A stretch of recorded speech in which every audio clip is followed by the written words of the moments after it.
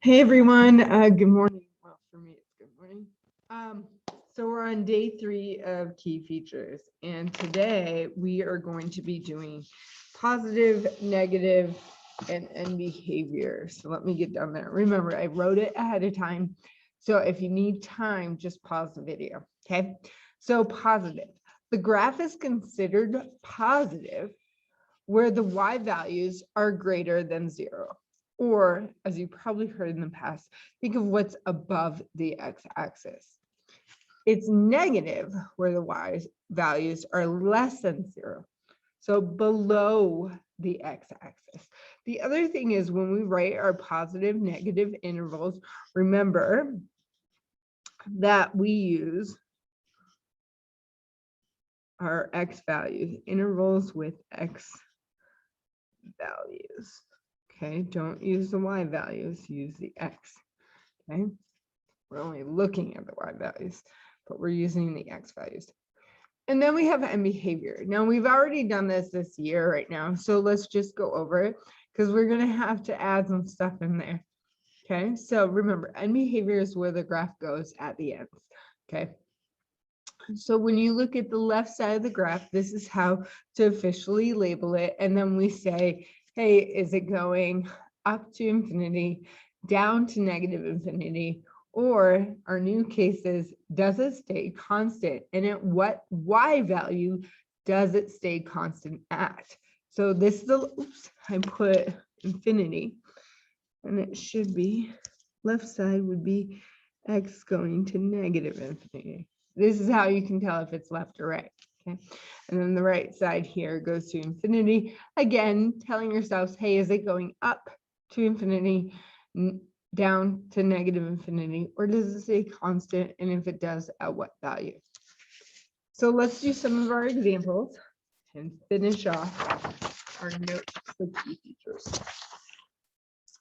All right, so what I like doing when it comes to positive, negative is I will circle sections above and below the graph. Okay, so here, this is my x-axis, and I see this whole graph is above the x-axis. I also like the circling because the circles tell me how many intervals I'm supposed to have total. And I have one circle here, so I know I'm only going to have one interval. And it's above the x-axis, so we're going to do positive. Now look, the x values. Our graph starts at -4. And since it's above the x-axis, it's a bracket. And of course, this whole graph stays above the x-axis all the way to infinity. Now, why did I indicate that bracket? It wasn't because of this filled in circle, guys. It was because it was already above the x-axis. You'll see on the next graph, what do we do when the graph is on the x-axis? Okay, so of course, if it's all positive, we don't have any negative. Okay, I'm going to write my end behavior first and then figure out what it is. So the left side is limit as x approaches negative infinity of our f of x. And then we have our right side, limit x approaches infinity of f of x. And yes, I want you guys to practice writing this out, because if you get to calculus, you'll be having to write them out all the time. Okay, so let's do our left side. Our left side here actually doesn't go to anywhere, it stays. So some people, okay, depending on, wants you to say like, hey, it ends at 4, but the behavior says, where is it approaching? Okay, where's the end approaching? So in this case, we're actually not going to fill out the left side because it gets a little bit complicated as you get further in mathematics. So we're going to ignore it when we have a actual endpoint. Okay. Some people, like I said, some people say 1 and some people just don't say at all. Okay. So if you run into this in your homework, just check what the computer system has you do, and we can have that discussion when that pops up. Okay, now the right side, where is this arrow pointing? Okay, so trick question. Is it pointing up? Is it pointing down? Is it pointing constant? Now this is tricky, right? Because we know it goes off like this and it curves off, but the truth is the square root actually keeps going up. It just doesn't go up by a lot. So that means the right side is going up, and up means infinity. Okay, remember I say up.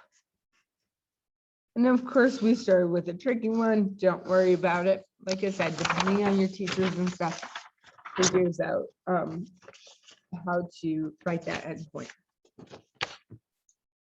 All right. Uh-oh, we did it again, right? Look, here's the x-axis. Circle everything above. Can't make my circles nice, huh? And the whole graph is above the x-axis.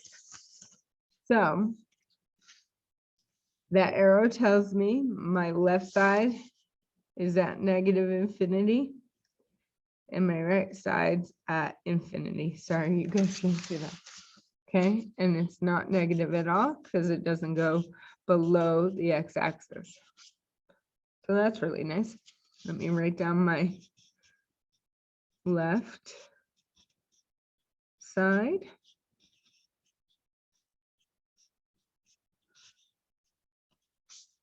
And my right side.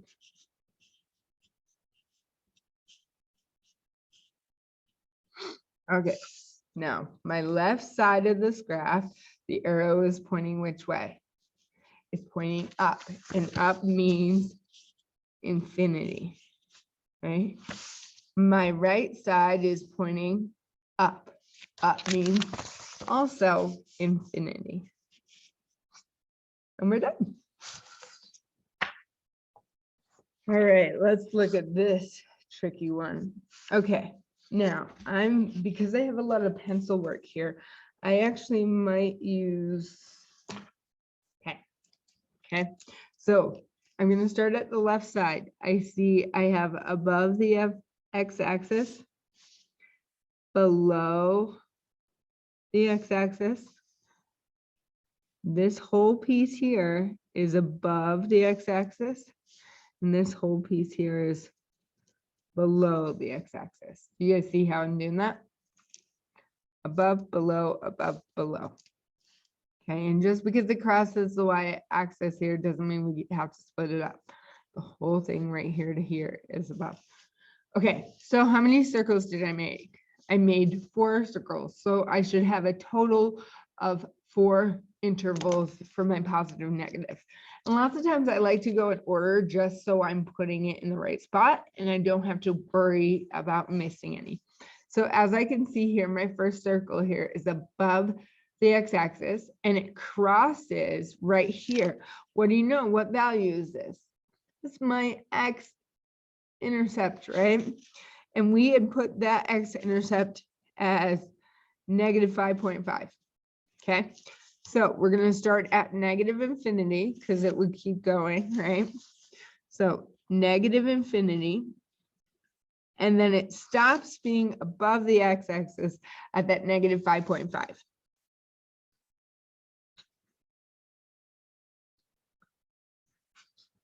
Awesome. Then we have a negative, right? We start at that same point, which is negative 5.5. And we go to where it hits this x-axis right there, which we said was negative 3.75.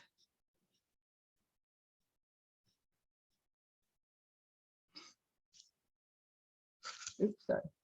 There we go. Okay, so our next circle here starts at that negative 3.75 and it stays above the x-axis, so right here, which we said was 2.5. So that's above, so it's positive. So we started at negative 3.75 and we said it stays above until that 2.5.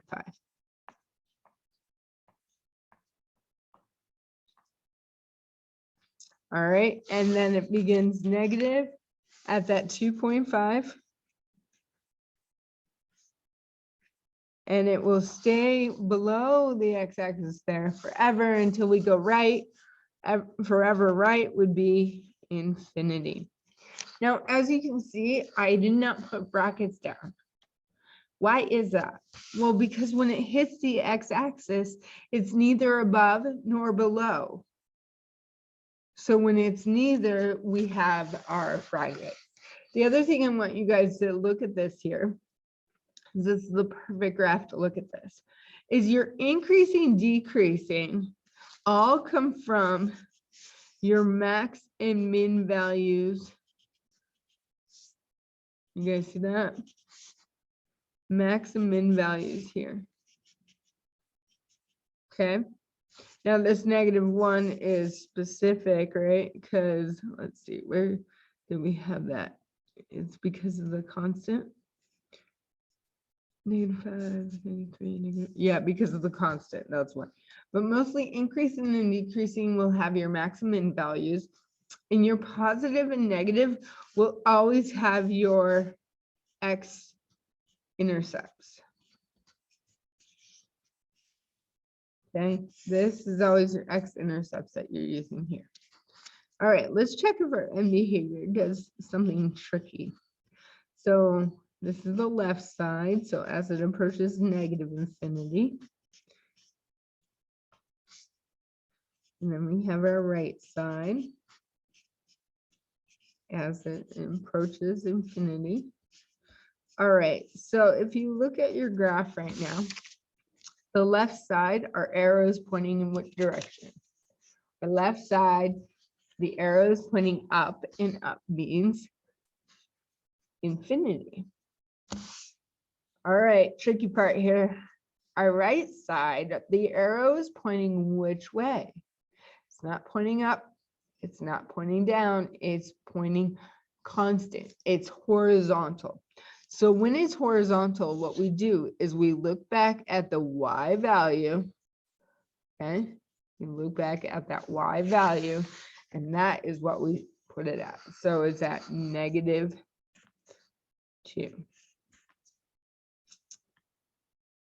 Awesome. Okay. All right, let's look at some more. Okay, I'm going to use my pen again just because of the pencil. So I start below, and I go above, and go below. So 3 intervals. I'm going to start at my left side. My arrow tells me I'm going all the way left, which means I'm going to negative infinity, or I'm starting at negative infinity. It is below the x-axis, so that starts at negative. So negative infinity 2. And what is the x value it goes to? What is this x value that it goes to? Right here, right? That's the x-intercept at -1. Okay, that means we go above the x-axis at -1. Sorry. And we're going all the way to the other x-intercept at 5. Now those are 2 intervals, right? How many did I need? 3. Because after I'm at -5, I go back down below the x-axis at -5, and it keeps going down all the way to infinity. So 5 to infinity. See what happens when you think ahead. I start writing it. Okay, and it all connects, right? Negative to positive to negative. Awesome. Okay, limit as x approaches negative infinity for the left side. Limit as x approaches infinity for the right side. And let's look at our graph. Where are both of our arrows pointing? The left side and the right side are both pointing down, and down means negative infinity. right? Because it goes down, right? All right, one more and then we get to practice. Okay, I love this one. I love that one because of that 0 to 0. That's what most people make a mistake at. Okay, so let's see how positive negative works. I don't think this is anything different than the one we just did, except now we start above, we go below, we start above, and then go above. So 3 circles, 3 intervals. We're going to start above. So we start at positive, which is negative infinity, to what is that first x-intercept? Is that -4? At -4, we are now below. So -4, and we stay below all the way until 4. Then we're above at 4 all the way to infinity. Now, be careful. It is infinity, but it's not infinity because we're going up. It's infinity because we're going right. Remember, these are the x values, not the y. Limit as x approaches negative infinity. The left side. And our right side. And where are arrows pointing for both ends of the graph? They're both pointing up, and up means infinity. All right, now you guys are ready to practice some of this knowledge. See how you do.